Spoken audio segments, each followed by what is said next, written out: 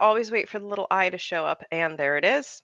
Yeah. Welcome back to the fourth episode of our love and relationships themed talk series.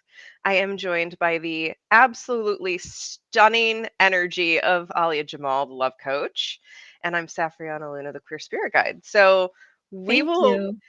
assume by this point that if you're watching this, you mostly know us because you watched the series. But let's just do quick introductions in case there's any newbies. So, Okay. Hello, everybody. My name is Alia. I am the love coach. I help individual find their one true love within. beautiful. And like I said, I'm Safrianna Luna, the queer spirit guide, and I'm still figuring out how to word it perfectly, but I help people who have been othered and felt like they're weirdos or alien their whole life step into authenticity and own themselves fully and freely. It's S- beautiful. Thank I love you. your glasses today. Thank you. I'm very fall vibes today. I've got like my gold and my russet and my amber. Like I'm feeling the seasonal transition. And it's so funny um, when I think about the divine timing of this particular call. We just had a new moon, Yeah. and it was a new moon in With Libra the with and an eclipse. with the eclipse. With the eclipse. So just no big deal. But um, that energy has been calling us to really look at our relationships within and our relationships without. So I'm it it feels kind of perfect that we're sort of concluding this conversation that we've been having about love and relationships just when all this sort of cosmic symbolism is here. Yeah. And just like before we got on, I was sharing with you that I went to the new moon event Hmm. with the Kabbalah Center. And one of the things that they shared, like, you need to clean up whatever is going on in your relationships. And I acted on it. And yesterday I did have a conversation with someone, and I was just so blown away how far I have come in my own growth that I can Yeah. talk about something so charged from such a peaceful place. When I left, I was like, oh wow, that feels good. It's always great to get those. I call them system updates where it's like, oh, I have grown. Wow. And like we see Yes. that tangible example. That's great that you had that moment. So we do have two community questions that I've found. If you end up joining us live today, at some point, feel free to ask a question. But we're just going to kind of wrap some bows on our conversation and just sort of pull together any threads that we wish we had more time to talk about or whatever else. So, what's been particularly on your mind from this conversation, if anything? So one thing that I've been thinking, like, yeah, I can do everything in my power to learn more about relationships. When it's not working out, leave. Um, but what we do when we are in that tight corner where we want to just blame, Mm, where we want to justify it, we were like, no, I did everything that I could. I had that moment in one of the class that I was in, and the teacher was teaching about relationship. And then, he was like, there's these four different categories. And if they are aligned, or if I am showing up in those four categories, the other person is not gonna go here and there. And I was very triggered. I was like, my mhm. ego is screaming right now. And I have been thinking about it, like, how do I tell if it's me who needs to change, or like as a person, like, characteristics, like the outer characteristics, I need to change me, or is it the deeper unconscious parts of me that are attracting this person? Like, how do I even Mhm. tell that difference? That, Yes. okay, I'll just give like a more tangible example. Let's say, like, I have Halloween is coming. Let's say I'm dressed like, a princess. And of course, I go to a party and somebody who's dressed like a prince, I'm gonna attract that person. That's like the outer. But then there's inner, where I know I don't even believe I can have somebody who can love me truly for who I am. Like that is a belief no one can ever see, because on the surface I'm so put together, and then I attract this person who's like an amazing psychopath, can see through my behavior. They are really good because that's what they went through in their childhood. They had to learn how to read the energy of a person Mm-hmm. in a way that the person couldn't read it, Yep. but that is hidden. And I don't even know that I have that. So I've been just thinking about it. How can I like tell it apart? Mm.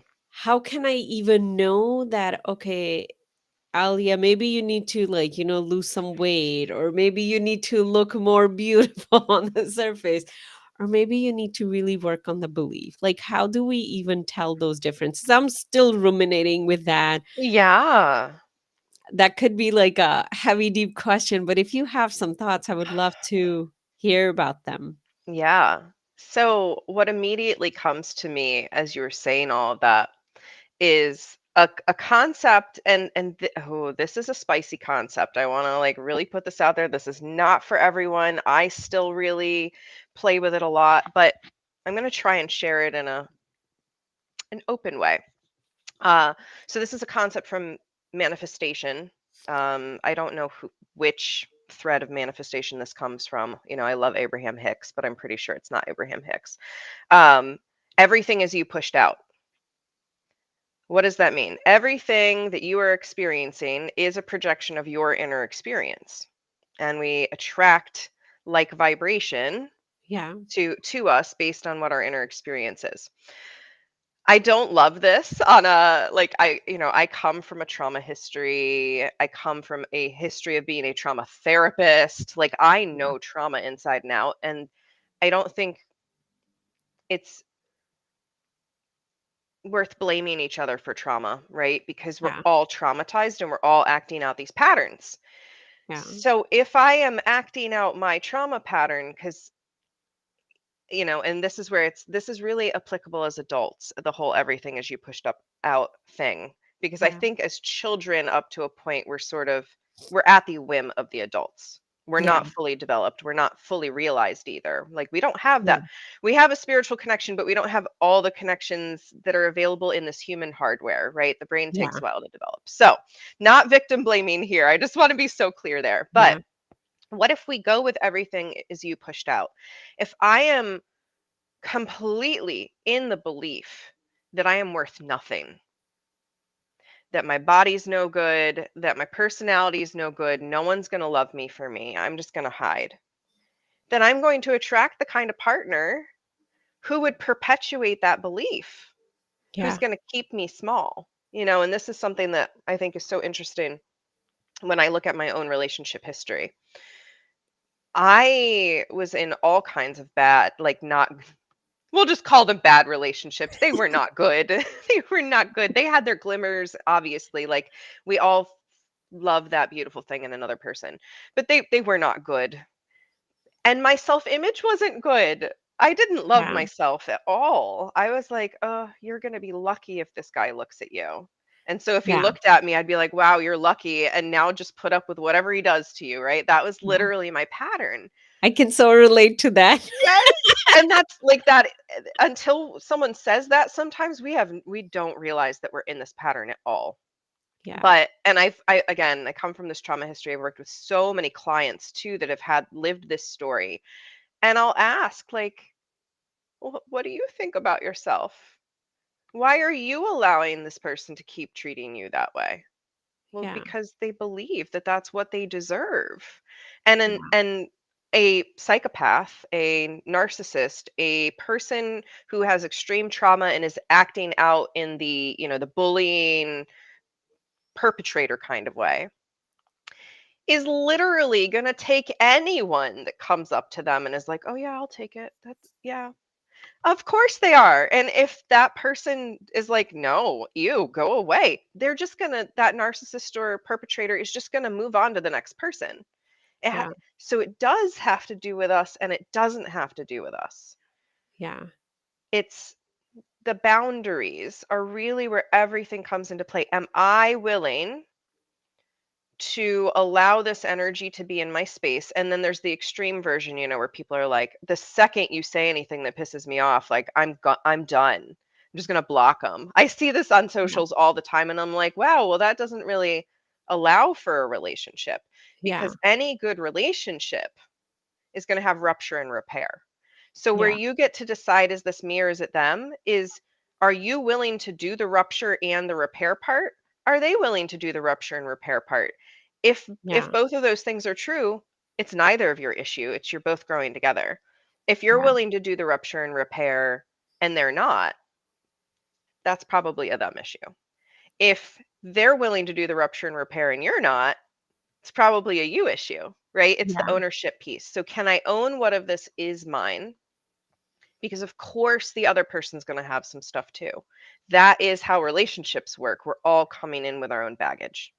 So I Yeah. don't know if that helps at Yeah, no, all. that is very helpful, and I just wanted to, because I was ruminating with that question. I was like, maybe we can bring it over here, because sometime when we are going through trouble in our relationship, however or wherever those relationships are, it's a very easy to turn against ourselves. Mhm. And sometimes just to remember, hey, there could be things deep down that I'm not aware of, Yeah. and that could be causing them. And it doesn't mean that I get to just sit here and blame myself. If maybe if I dig it deeper, like, I would say, like, they're good stuff. I get to work on them now. Yeah. So for whoever is listening, if you feel like, relationships don't make sense to me at the moment, maybe there's something deeper that we haven't understood about ourselves. I know for me, I've been on this path for 8 years, and every year I go like a level deeper Yep. into me. Same. Every year I'm like, "Oh my gosh, I didn't know I could have another awakening, but here we are." Yeah. Another level where um it's almost like you feel more in control in a way because you have seen more of you. Mhm. And then the same thing happened after a few months over and over. Yes. So this is a really good bridge to one of the questions we got in the community, which is, this person shared, I want to know more about compersion. I understand it logically, but I have trouble with it emotionally. And I always forget what it's called, but I think it's an important concept for society to know. And I agree. So, in case anyone does not know the definition of compersion, compersion is like being happy for someone else's happiness. It's literally this feeling of like, wow, that is so great for you. I am so amped for you.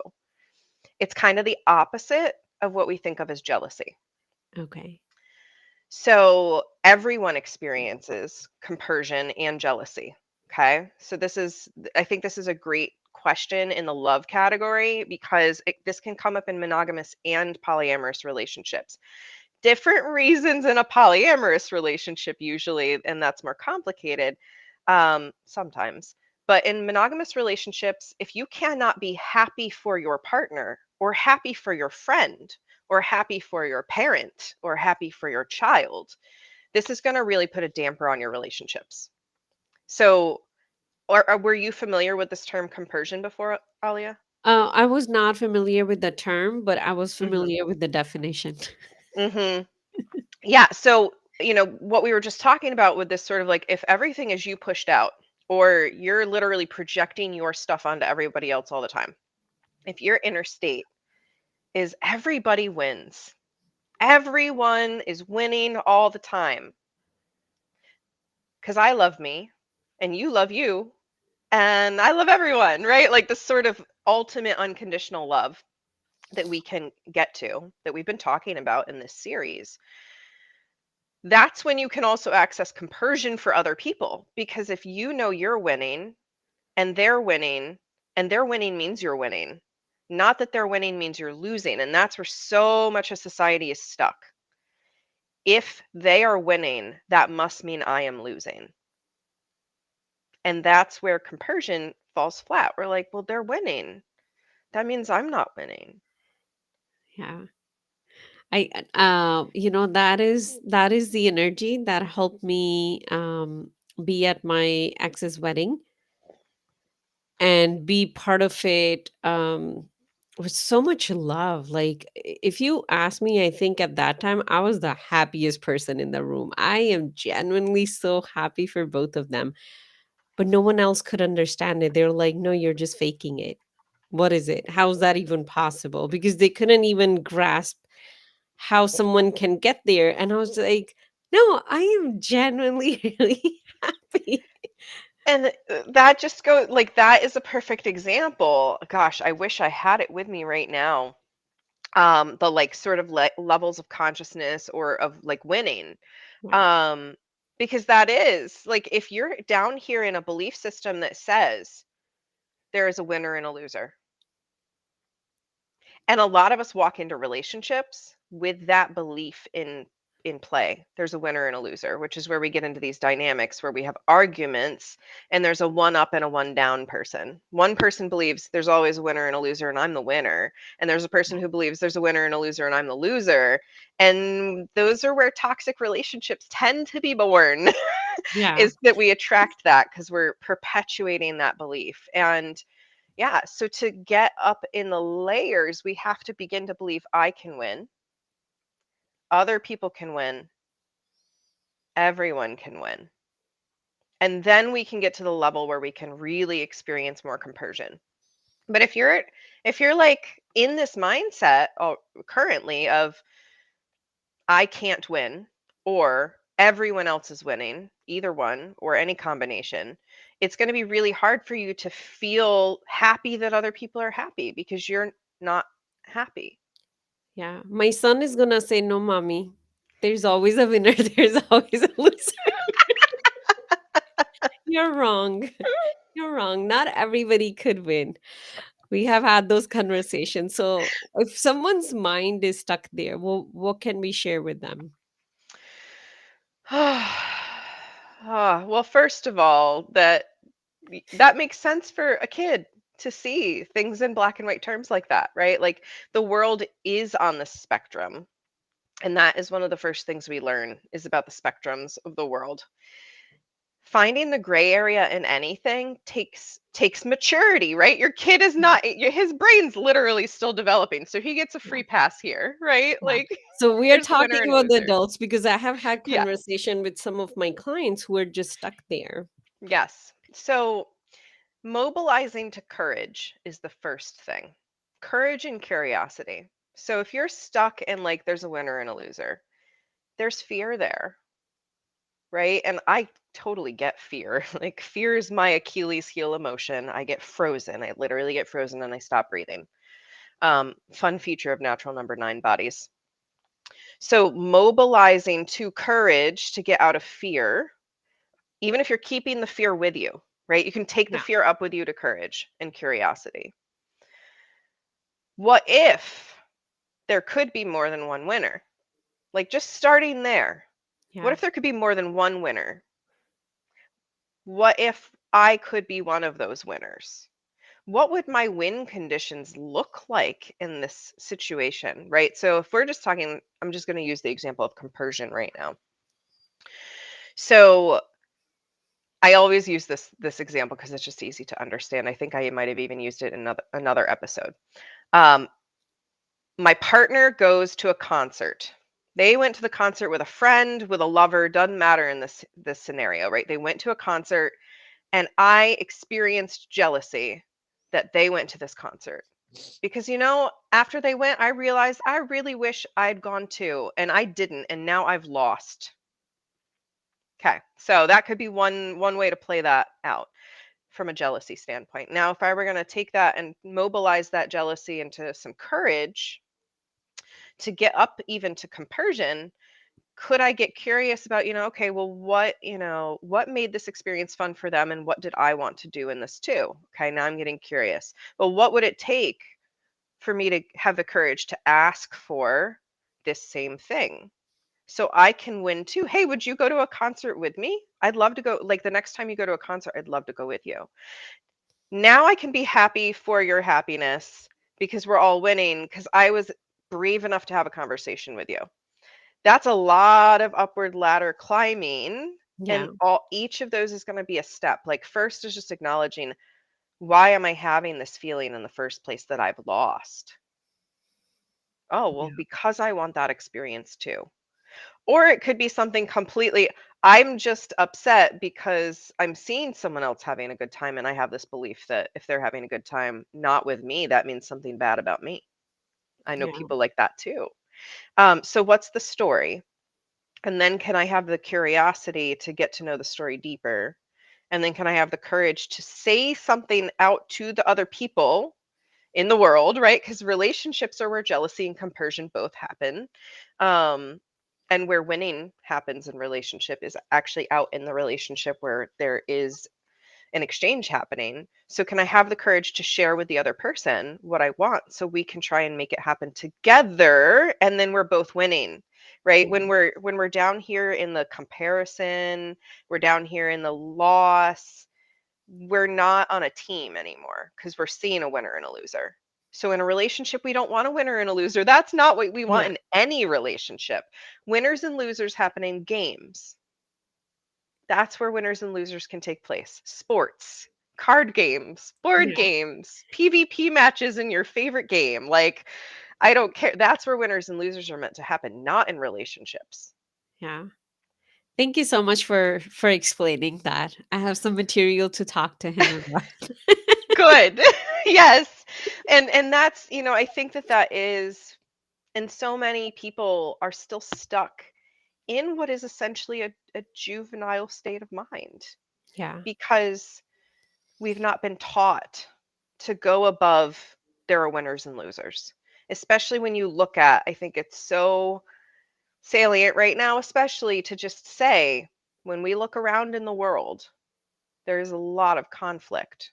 And Yeah. everywhere you look, it's us versus them, this country versus that country, this religion versus that religion. So we Yeah. see everywhere there are winners and losers. And I don't want to be the loser, so I'm going to do whatever it takes to be the winner.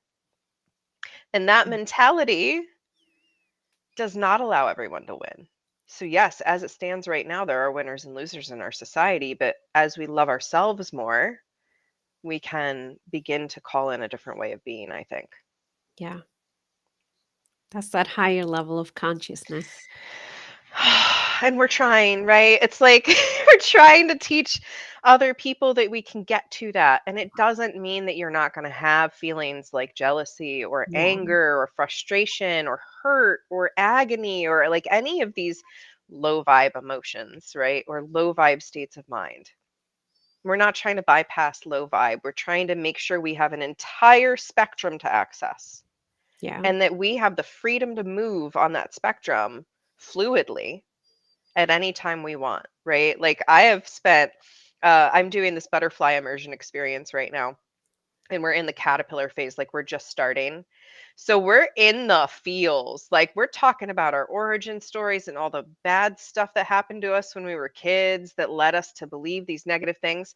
Like that's because we're going into that with intention. Like we can actually experience all of our emotions intentionally and Yeah. then not get stuck in them either. Yeah. That's the cool thing. It's being able to see the choice that we have. Mhm. Because I We think always when do. we are stuck in that, like the trauma is triggered, we Mhm. don't see the choice. That feels like this is the only choice I have right now, and that is to stay here and be stuck. But then it's like, oh, I can actually, like, going back to your butterfly strategy, I can actually transform. I can have wings. It Yeah. might not be happening right now in this moment, but that is an option that's available to me. Yes, and then willingly engaging with that process, right? Like, Yeah. and I love butterfly symbolism because it's such a good metaphor for human growth and development and experience, and we do this cycle over and over. What is it in my life that I'm taking in? And if we're looking at relationships, like what what lessons am I learning about what relationships are supposed to look like? Right? And we get that from books, we get that from TV shows, we get that from our parents, we get that from Yeah. peers sometimes, what relationships are supposed to look like. And then we go into just living that way. And it's when we realize, oh, that's not right for me, that we go kind of into the dark, into the chrysalis to transform into the butterfly of living our relationship design authentic to us. But yeah, there's consciousness is required in that. Yeah. So, you were just mentioning this feeling stuck and what to do when people are feeling stuck. And our other community question was conscious disconnections, because we had this talk about conscious connection and like Yeah. how to really lean in and communicate and whatnot. But what about when it's time to leave? You feel stuck and you realize, I need to leave this relationship. What would you share with somebody who wants to consciously disconnect and not get wrapped up in the other person's drama or dragging them back down? So I'll share from my personal experience. What really helped me was realizing that, it's very easy to say, like, this person is not good for them. I had a very honest conversation with myself and I said, I'm not good for that person either. Me staying there is keeping that person stuck too. Hmm. So, yeah, I can sit here and I can blame, you're not good for me, but I'm not good for that person either. Like, that is what helped me go for that conscious disconnect with so much love. And every time I shared that with people around me, my sister would right away say, don't say that about yourself. But I was saying it from a level of consciousness. Hey, let's be fair. Hmm. If I'm going to, like, stay here and keep telling you, you're wrong, you're wrong, you're wrong, then I am wrong for you. If I am the person who's triggering you every single day by, like, saying I'm right, you're wrong, then I am wrong for you. Hmm. And just owning that and saying, like, hey, I love you as a human, but I'm not good for you, and you're not good for me either. So Hmm. let's separate by acknowledging that. And the other person doesn't have to actively engage in that level of thinking, but once I did it, I was able to carry the energy of that, like, that neutral energy where nobody's fighting anybody. There's respect, there's love. But I think internally, going back to how we started the conversation, if deep down I think you did wrong to me, and now I will show you, I'm going to separate from you. When we carry with that, that carries a lot of pain. That Hmm. brings a lot of, that attracts a lot of drama to it. Yes. But when there is that release, like, I love you. You're not good for me. I'm not good for you either. Let's just go our separate ways. Yes. That brings release. It does. And it also raises a difference between attachment and love that I think is super important to touch on. Attachment is the belief that I need this person. I need Yeah. this person. They are integral to my identity. True unconditional love is I love this person irregardless of our relationship status. Yeah. And so when we love ourselves unconditionally and that other person, and that's sometimes where we really is this attachment or is this love if it's really feeling unhealthy? Can I love them from afar? Yeah. Like, and sometimes the answer to that question is no, which means you're fully in attachment because you don't want to love them anymore because it's just so not right for you. In which case, you have another sign to get out anyway. But yes, like eventually you can come back around to that love of the person at a distance, recognizing that you consciously can't be with them. You are stirring each other's stuff up in a way that's just not workable. And Yeah. I also want to say, I think that if we didn't treat relationships as failures for ending, again, this is another like societal, cultural layer that makes things unnecessarily complicated. I think the greatest success of any relationship is either being the healthiest it can be and like continuing to grow in that direction, or acknowledging we're not we're not great for each other. I respect you, I respect me, bye, right? Like just a nice, Yeah. pleasant, we're cutting ties, that's okay. But because society is like, if a relationship ends, you failed, that spins Yeah. us up in all this shame and judgment.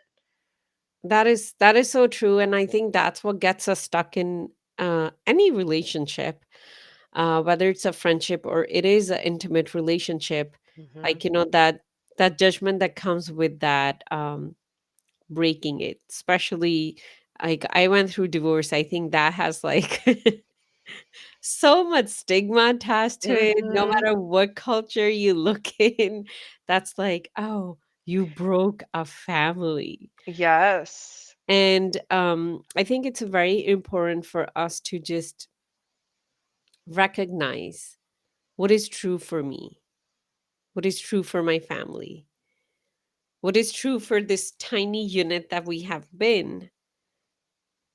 Are we really growing, or are we all slowly dying here because we so badly want to stay together?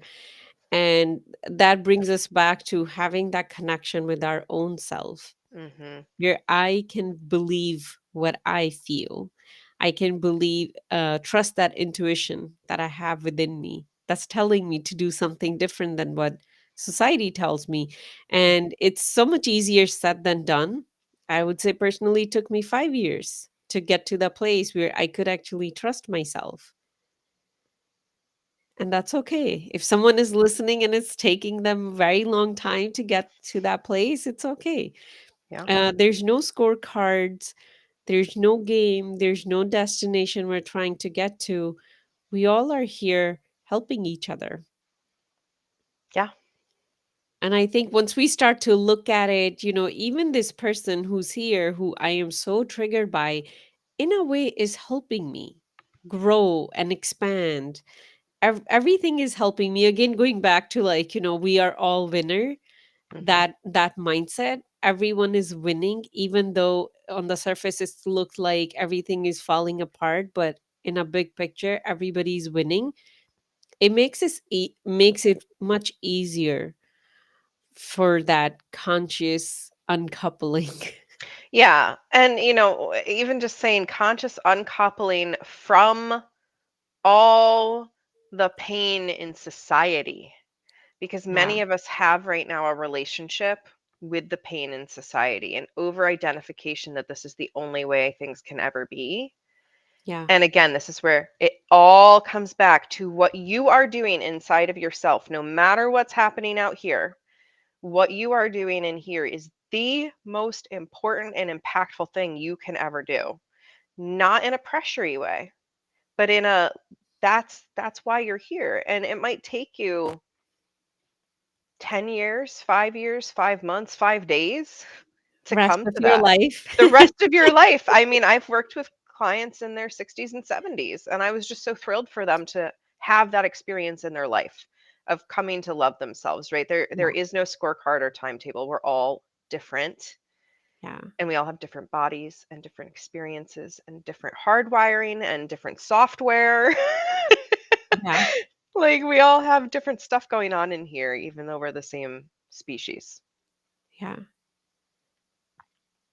That is so true, and I feel like, we started with this conversation going into um advanced relationship energetics and all that.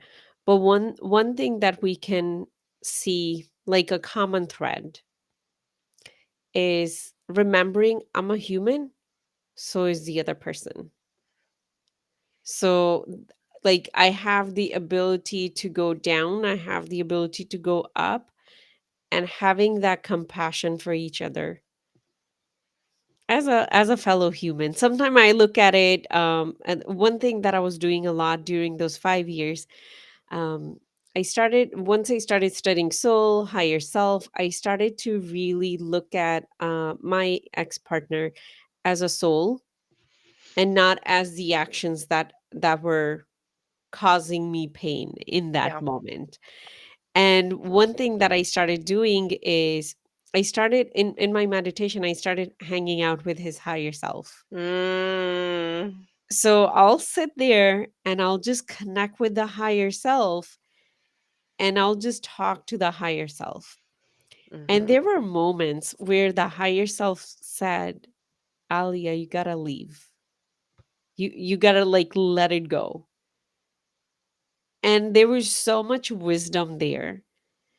And from there on, I just developed the skill. Like now I can tap into my client's higher self, and I can, tell them messages. But that is where it, like, it did develop out of desperation. I was like, I want Yeah. to talk through whatever I'm dealing with.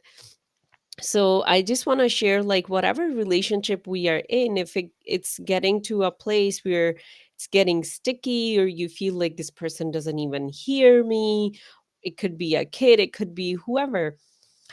Just close your eyes and have a conversation with their higher self, and you Yeah. might be able to, like, because that requires me elevating my consciousness a little bit. That could be Mhm. an easier way to tap into that part of me versus when I am hurting, because Yes. there's so much stickiness going on around me. Yes, that is a beautiful practice. It you sharing that brought back a ton of memories actually. I just had like a flood of, oh wow, because I did that while I was in the midst of a really not happy split, and I remember connecting with their higher self and getting that same confirmation of, nope, this is, the relationship is done. The most impactful thing you can do for me now is leave. I was like, wow, woo, okay. But that's a beautiful practice. And I just want to say, if that feels hard, if it feels hard to access your higher self, to access their higher self, there's a beautiful practice in EFT. But they call it the unseen therapist, but this is a practice you can also use, is just to invite in your higher power or a higher power to be in that meditative space with you and that other being's higher self. So if you need that little extra help, you can call on a higher power or guardian or guide. But yes, like this is, thank you for sharing that practice, because that is seriously transformative for really consciously disconnecting and pulling back from something that down here, on this earth surface is not, it's just Yeah. not going well. That, and now I use it for parenting as well. When my son is going through something and I just don't know what to do, like, a parenting book is not helping me anymore. I do the same thing. I call in his higher self in meditation, and I just say, tell me, please guide me. What am I supposed to do as a parent? And sometimes the stuff that I get is so simple, but it's so effective. Like one time I heard, he needs more hugs from you. Oh. So he usually would come and, ask me for a hug. But then I started going, when he's playing with his friend, I'll be like, wait a minute, I need to give you a hug. And it was just so amazing to do it that way. And then another time, something else was going on, and it was like, nope, don't interfere. He's fine. So I feel like, when we can't really make sense of like what's going on, how can I solve this puzzle that I'm looking at?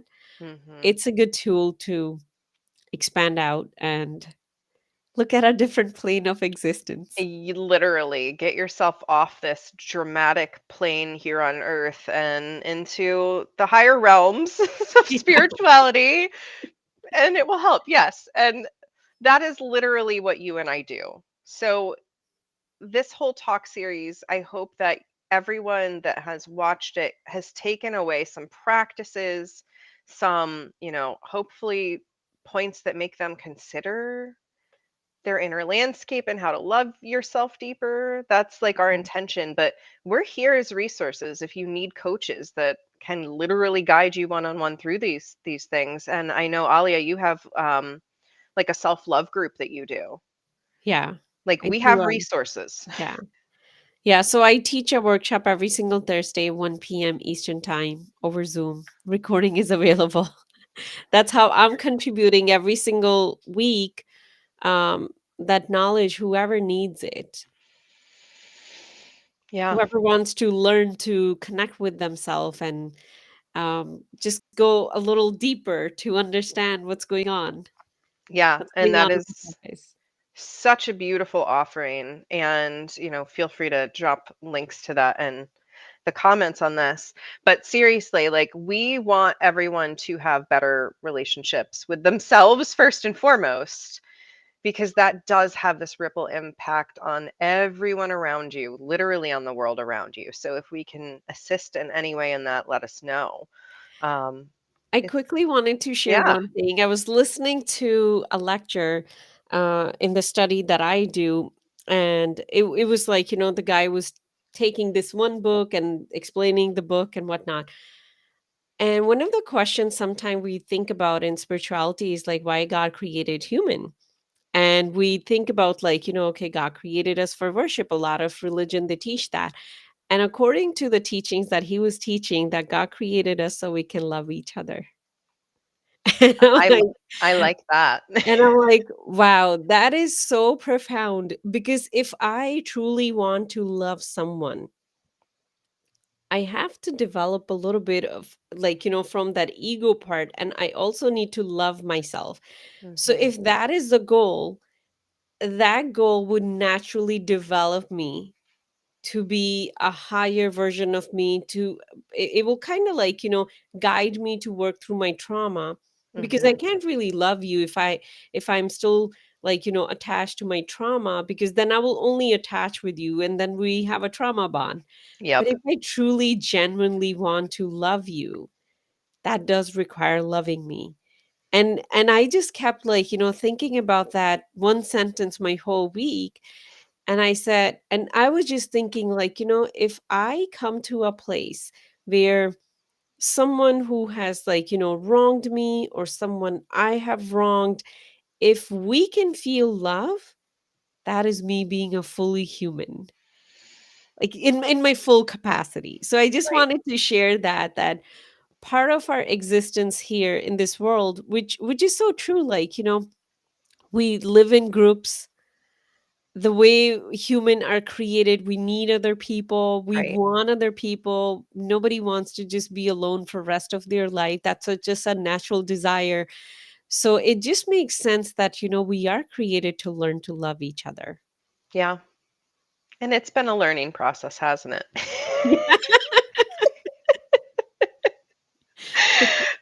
Walking Ah, the path. walking the path. It is not always easy to stand in the energy of love, especially in the face of, trauma and atrocity and pain and suffering.